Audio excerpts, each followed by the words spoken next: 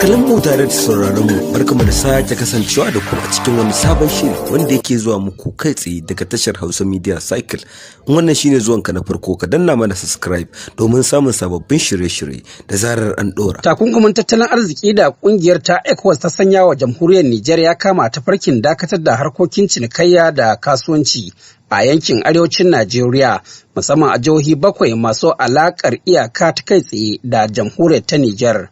Alhaji Abdullahi Liman na Buhari na cikin ɗimbin 'yan kasuwa a Kano da ke safarar kayayyaki tsakanin jamhuriyar Benin da jamhuriyar Nijar zuwa sassan arewacin Najeriya. Yana tabbata maka cewa yanzu a Kwatano kayan mutanen Najeriya da suke jirgi a port sakamakon wannan matsala kusan kwantena 2,500 muka lissafa. Sannan wadda take Gaya tana jiran a buɗe boda su shigo, su ma sun kai kusan kwantena 2,000 da wani abu. Akwai wasu akan hanya tsakanin Kwatano da Gaya, kuma akwai wasu a hanya tafi. To saboda haka muna cikin wani yanayi. Tunde masana harkokin siyasar ƙasa da ƙasa da sha'anin diplomasiya ke cewa Najeriya na neman shiga sharu ba shanu ne game da wannan al'amari na sauya mulki a jamhuriyar Nijar. Dr. Mansur Datti masanin kimiyyar siyasa ne da harkokin hulɗa da ƙasashen duniya. Ƙudure-ƙuduren hulɗa da ƙasashen waje baya ciki Najeriya ta shiga yaƙi da kowace ƙasa a duniya idan dai ba peacekeeping mission za su yi ba.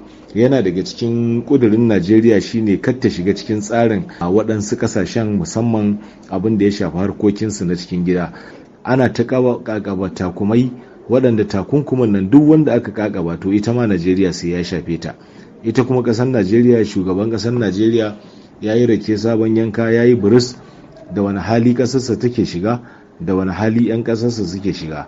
Gabanin matsalar takunkumin tattalin arziki a kan Nijar, janye tallafin albarkatun mai da gwamnatin tarayyar Najeriya ta yi da tashin farashin dala su ne suka fara jefa tattalin arzikin arewa da ma ƙasa baki ɗaya cikin wani yanayi. A cewar Dr. Lawan Habib Yahaya, masanin tattalin arziki da hada-hadar kuɗaɗe. Waɗannan duk abin in kaɗa su suka daɗa ta'azzara, suka zama cewa sun janyo tattalin arzikin arewa da na mutanen arewa yana daɗa yin ƙasa.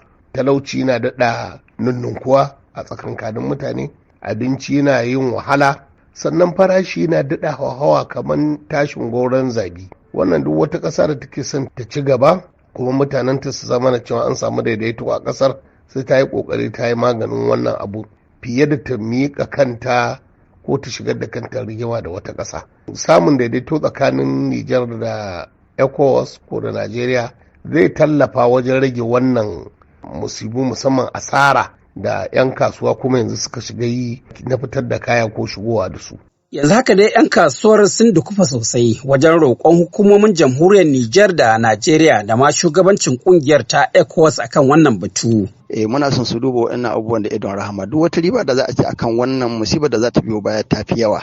Saboda haka tunda dai al'umma ake yi wa mulki, to yana da kyau a saurare su a kuma dubi wani al'amari da idon rahama a sassabta. Alhaji Abdullahi Liman na Buhari kenan, ɗaya daga cikin 'yan kasuwar arewacin Najeriya da yanzu haka kayansu suka makale a kan iyaka saboda takunkumin tattalin arziki da ƙungiyar ECOWAS ta kakaba wa jamhuriyar ta Nijar. Masu kallon mu tare da sauraron mu duka-duka a nan muka kawo ƙarshen wannan rahoto. Kai dai kasance da tashar Hausa Media Cycle domin samun sababbin shirye-shirye da zarar an ɗora.